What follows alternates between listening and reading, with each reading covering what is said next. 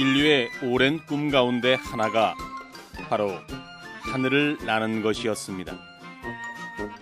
날고 싶다는 욕망 하나로 사람들은 끊임없이 하늘을 나는 꿈에 도전해 왔습니다.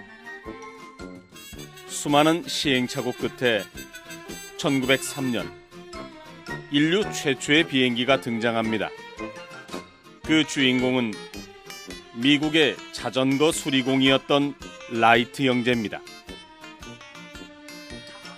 플라이어호가 첫 시험 비행에서 하늘을 난 시간은 12초에 불과했지만 사람이 운전한 동력 비행이었다는 점에서 큰 사건이었던 겁니다. 세계사에 한 획을 그은 이 일은 허무맹랑한 거짓말로 폄하됐고 사람들은 아무도 믿으려 하지 않았습니다. 그리고 5년이라는 시간이 흐른 뒤 프랑스에서 유럽인들을 놀라게 하고 나서야 허풍선이 형제라는 오명을 벗을 수 있었던 겁니다. 세계에서 최초로 비행기를 만든 사람이 누구냐고 묻는다면 아마 많은 분들은 라이트 형제를 떠올리실 것입니다. 그런데요, 이들보다 무려 300여 년이나 앞서 비행기를 만든 인물이 전라도 김제 사람이라는 사실을 알고 계신가요?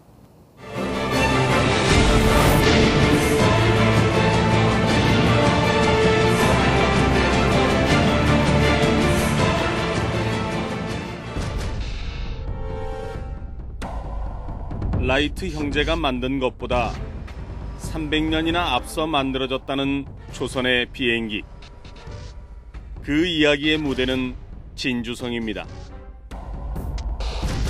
1592년 10월 임진왜란 당시 전라도로 나아가는 교두보를 차지하기 위해 왜적 3만여 명이 진주성을 포위했습니다.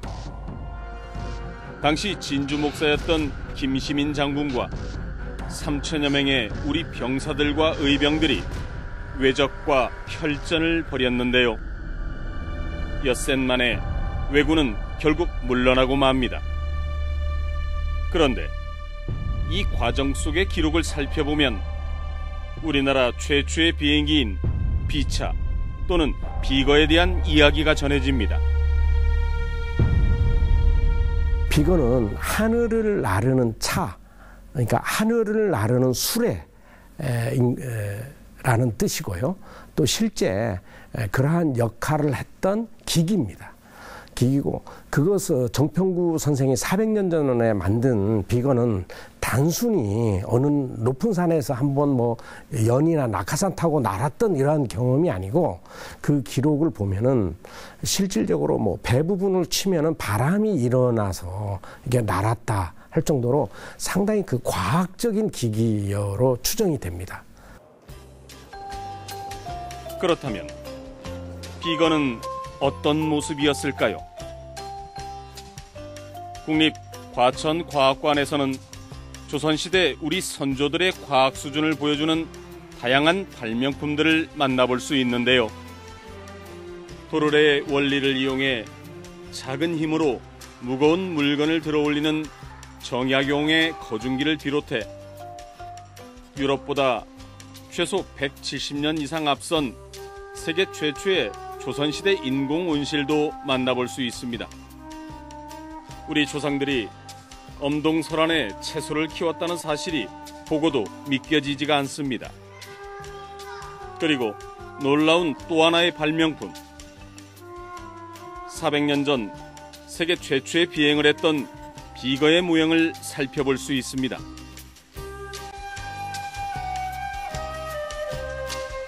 저희 과천과학관에 있는 거는 이제 첫 번째 있는 거는 따오기 모양으로 생긴 약간 행글라이드 모양이 있습니다. 건국대에서 복원한 건데요. 이거는 특별한 추진체나 이런 건 달지는 않았고요.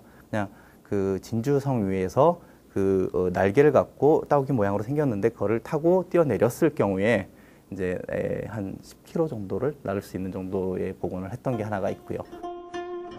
비차는 하늘을 나는 수레란 뜻으로 비거라고도 불립니다. 아쉽게도 비차의 설계도나 정확한 설명은 전해지지 않는데요. 비차의 기본 형태는 새의 모습으로 당시 구하기 쉬웠던 대나무를 사용해 만들었을 것으로 추정됩니다. 이런 형태의 비차가 영화의 한 장면에 등장하기도 했는데요. 오늘날의 행글라이더처럼 사람이 비차를 타고 하늘을 나는 것이 400년 전에도 가능했을 법합니다. 전문가들은 비차에 바람의 힘을 받아 날아오르는 연의 원리가 적용됐을 것으로 추정하는데요. 임진왜란 당시 진주성 주변은 산으로 둘러싸인 데다 앞으로는 강이 흘러 상승기류를 타고 하늘을 나는 것이 불가능하지는 않았을 겁니다. 국립과천과학관에는 두 가지 모형의 비거가 있습니다. 하나는 따오기 형태를 하고 있고 또 하나는 현재의 비행기와 흡사한 모습을 보이는데요. 이는 화약을 추진체로 사용했을 것이란 전제하에 만들어진 겁니다. 진주성 전투 당시 조선의 하늘을 날았던 비차. 세계 최초의 비행기와 관련된 이야기는 동화책뿐만 아니라 소설책에서도 좋은 소재임은 틀림없습니다. 당시 진주성 전투의 비차를 모티브로 다양한 이야기들이 등장하는데요. 비차라는 책을 살펴보면 역사적 기록에 작가의 상상력이 더해져서 전투 당시 비거를 처음 본 왜군들이 혼비백산하는 모습이 생생하게 담겨 있기도 합니다. 하지만 이런 비차에 대한 기록은 임진왜란 후대의 조선 후기 실학자들이 써놓은 저서를 통해 짧게 살펴볼 수 있는 것이 전부입니다. 18세기에 그 신경준이 쓰신 여암전서라는 곳에 이제 잠깐 얘기가 나옵니다. 거기서 얘기가 나오기로는 그러니까 임진난 때 1592년이죠. 진주성 전투할 때 그때 정평구라고 하시는 분이 비거를 만들어서 거기에서 그 성주를 모시고 탈출했다. 근데 거기에 한 30리 정도를 날아갔다라는 기록이 남아 있습니다. 30리면은 현재 이제 키로수로 따지면 12km 그런 기록이 하나가 있고. 그렇다면 임진왜란 당시 조선의 하늘을 날았던 비차를 만든 정평구는 어떤 인물이었을까요? 김제군 읍지 고적조의 첫 번째 주제어로 정평구 선생이 나옵니다. 불양면 재원리 한미한가문 출생이라는 얘기하고 골계가 아주 뛰어났고 그리고 사물을 이렇게 다양하게 볼 줄 알아서 사람들로 하여금 기술 중에 그러니까 그 속이는 일을 하게 되면 모두를 감쪽같이 깨닫지 못하고 속이게 했었고 여긴 이제 개미라고 되어 있는데 개미외란에 그 벗이 진주성에 포위가 되었는데 비기라고 나와요. 날비자에 기틀기 기계기자를 쓰죠. 비기를 이용해서 성에 들어가가지고 구출하였다. 그렇게 짧지 않게 거의 진표대사와 진묵대사에 준할 정도의 내용으로 고적조의 첫 번째 소개가 되었네요. 이런 부분도 굉장히 흥미로운 것 같습니다. 김제 사람 정평구와 관련된 이야기는 다른 곳에서도 등장합니다. 전북을 대표하는 서예가이자 이 시대의 마지막 선비로 불린 강암 송성룡. 그의 아버지이자 김제 출신의 유학자인 유제 송기면 선생의 문집에 정평구란 인물이 거론된 겁니다. 문집 맨 뒤편에 정평구전이 실려 있는데요. 김제 읍지의 기록과 비슷한 내용이 담겨 있습니다. 남을 웃기려고 일부러 하는 행동이나 말을 골계라 하는데 정평구는 골계에 능한 인물이었다는 겁니다. 그래서 송기면 선생이 살았던 당시에도 노인들이 그에 대한 이야기를 하면서 포복절도한다고 적어놓았습니다. 9가지 정도 사파가 나오는데 사람들이 하도 정평구가 해악을 잘한다, 남을 속이기 잘한다 이러니까 어디 한번 속여봐, 어디 한번 속여봐 이렇게 자극을 했던 모양이에요. 그러니까 정평구가 가만히 있다가 며칠 후면 관에서 곡식을 푼다 하니까 다들 언제까지 모여라 이랬대요. 그래가지고 사람들이 진짜 솔깃하니까 관에서 곡식을 준다는데 그러니까 포대를 가지고 다 모였다는 거예요. 그때 가서 곡식을 내놓아라 그러니까 무슨 말하자면 헛소리냐. 그러니까 관에서 그랬다는데 그러니까 그게 바로 골개였다는 거예요. 사람들에게 이 자신을 속이라라고 하는 걸 그렇게 갚아줬다는 거죠. 넓디 넓은 평야가 끝도 없이 펼쳐진 김제. 정평구가 살았던 김제시 부량면 제월리에는 명금산이란 야트막한 산이 있습니다. 이곳에서 400년 전 세계 최초의 비행기를 만들었던 정평구를 만날 수 있는데요. 그가 이곳에 잠들어 있기 때문이지요.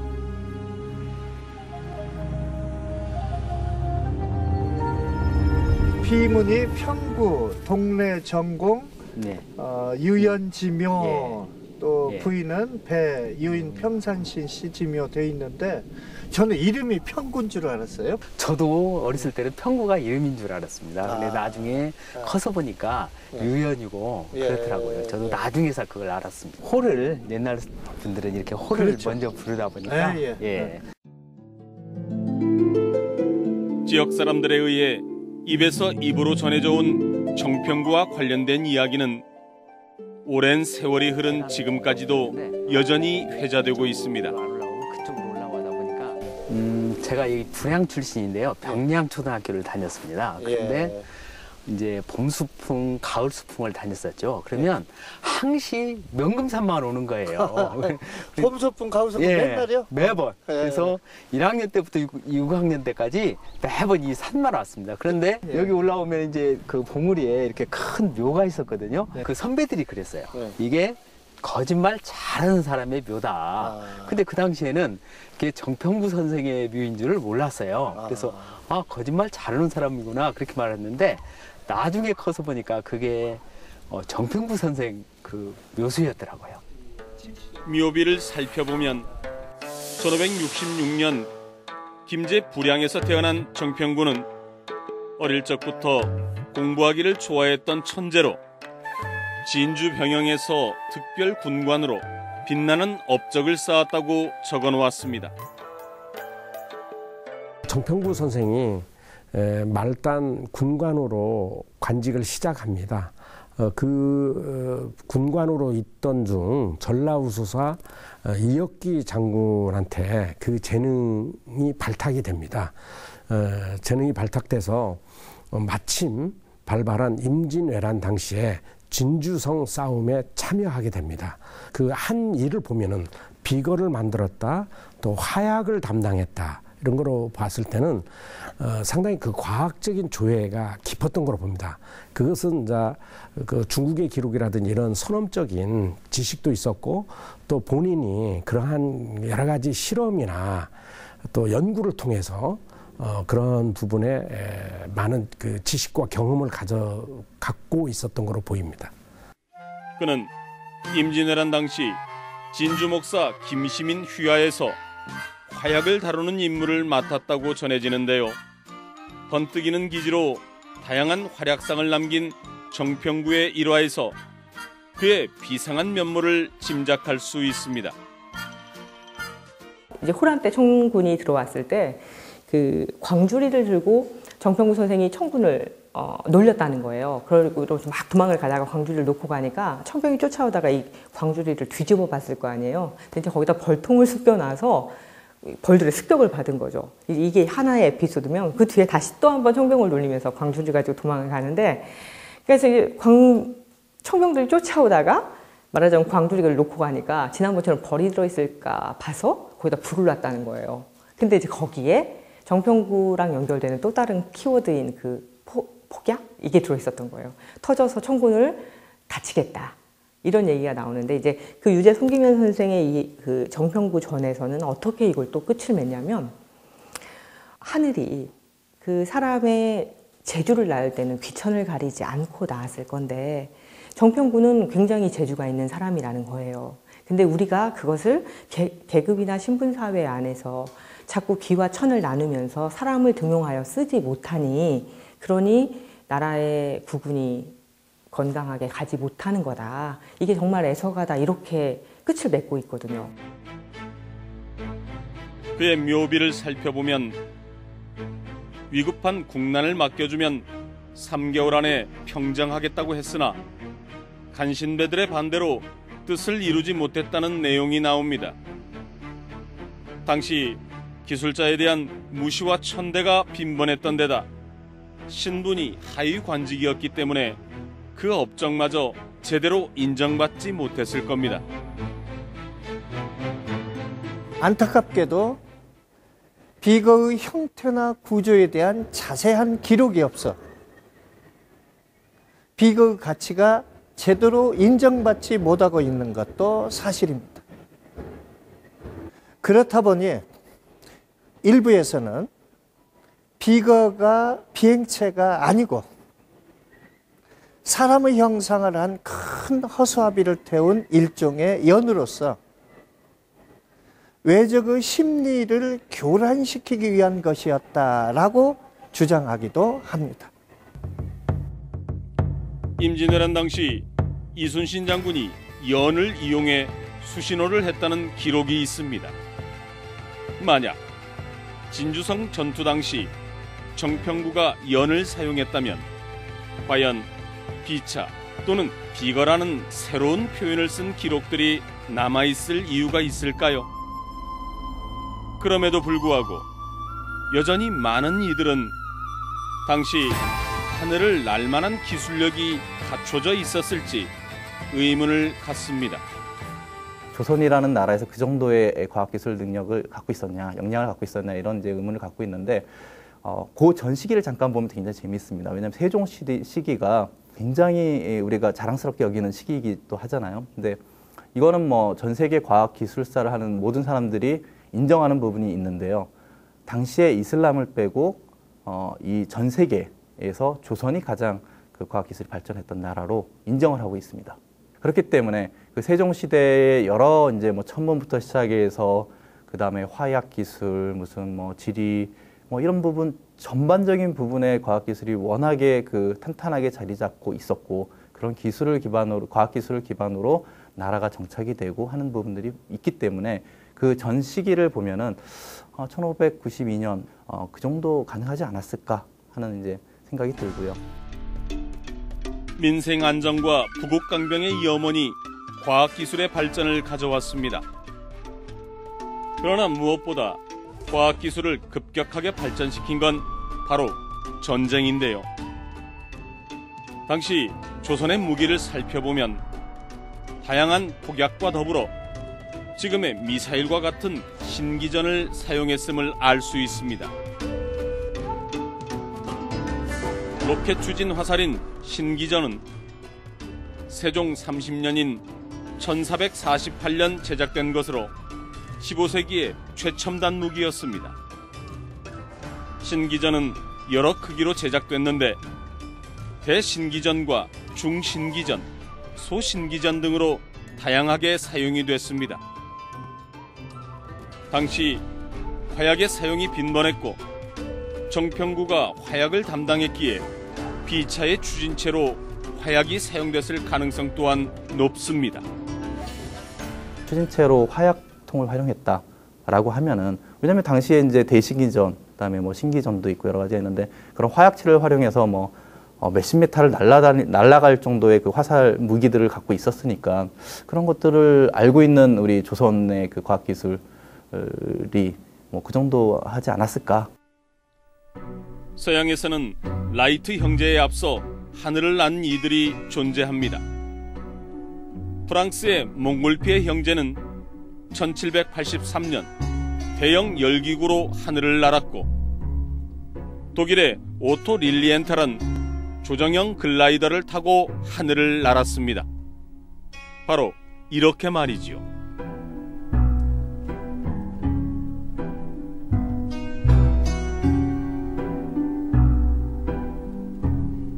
그들보다 훨씬 앞선 시대, 더 열악한 상황에서 조선의 하늘을 날았던 정평구의 비차. 재미교포단체가 창간한 신문인 신한민보에는 비행기를 처음 만든 이가 조선 사람임을 명확히 밝히고 있습니다. 임진왜란 당시 성에 들어가 친구를 데리고 30리 밖의 땅에 내려 화를 피했다는 설명과 함께 정평구라는 인물을 소개하고 있지요. 그뿐만이 아닙니다. 일제치하에서 최고의 영향력을 가졌던 잡지 개벽의 창간호에 한글학자 권덕규가 자아를 개벽하라라는 제목의 논설을 기고했는데요.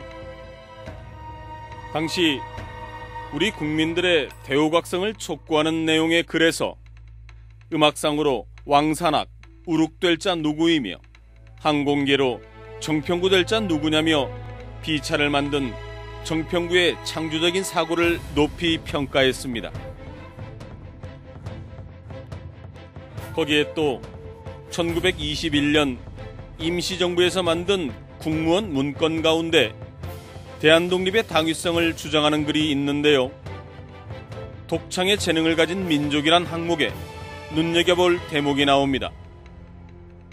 1592년 임진왜란 당시 철갑선으로 해전에서 대승을 거둔 이야기와 함께 정평구가 비차를 발명함이 300년 전 사실이라는 내용이 뚜렷이 남았는데요. 하늘을 나는 비행기를 만들었던 정평구는 일제치하 우리 민족의 자존심과 같은 존재로 수많은 사람들에게 회자됐던 겁니다. 그의 고향인 김제 벽골제 인근의 불양면, 이곳에선 정평구와 관련된 수많은 이야기들이 오늘날까지 전해지고 있습니다. 정평구의 출신지를 김제군, 그 당시 김제군 불양면 제월리라고 얘기를 하는데요. 이제 제월리가 벽골제 인근에 위치하고 있고요. 벽골제 인근에 그 벽골제를 수출하려고 제주도에서 왔던 사람들이 이미 공사가 끝난 관계로 공사에 참여하지 못한 그 허탈함을 자기들끼리 방죽을 파서 풀었다 이래가지고 제주방죽이라는 방죽이 있었는데, 제주에서 부역을 나온 사람들이 만들었다는 제주방죽. 그가 묻힌 명금산 바로 아래 이 제주방죽이 자리했었다고 하는데요. 이곳에도 정평구와 관련된 재미난 일화가 있습니다.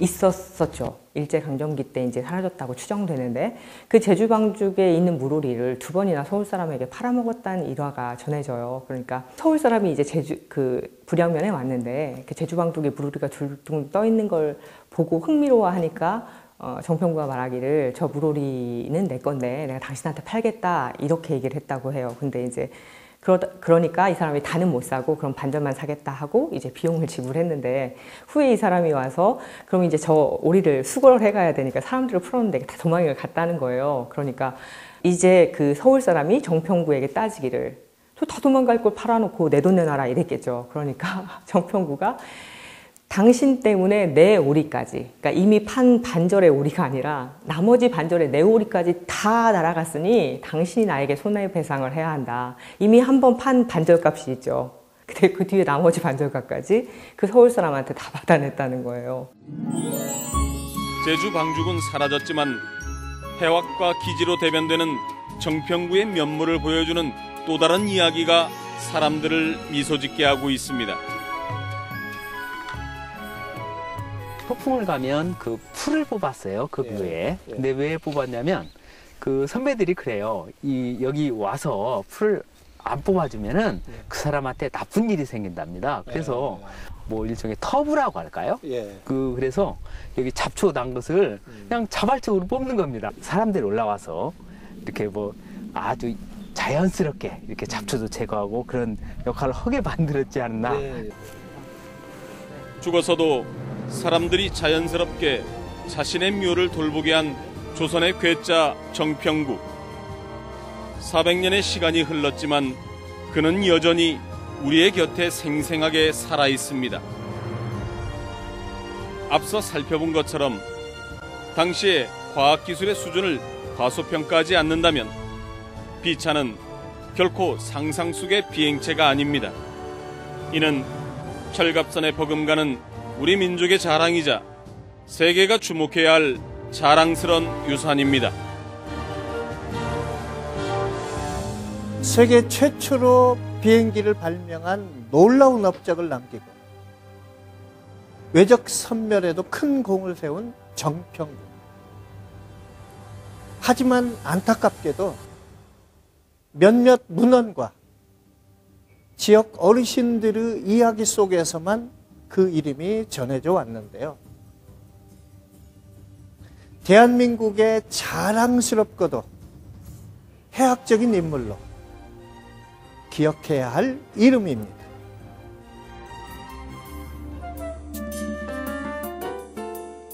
어렸을 때 이제 뭘 잘못해가지고 아버지한테 혼날 일이 있었대요. 혼날 일이 있었는데 한참 이제 맞게 생겼으니까 이제 달아났답니다. 달아났는데 이제 힘이 붙이니까 아버지한테 잡히면 맞게 생겼거든요. 그러니까 갑자기 지나가다 금을 하나 쫙 긋더니 여기 넘어오는 사람은 내 자식이다 그랬대요. 그러니까 아버지가 이제 그 금을 넘지 못하고 거기서 멈추고 더 이상 쫓아가지 못했다라는 그런 일화도 있고 여러 가지 일화가 많습니다. 그래서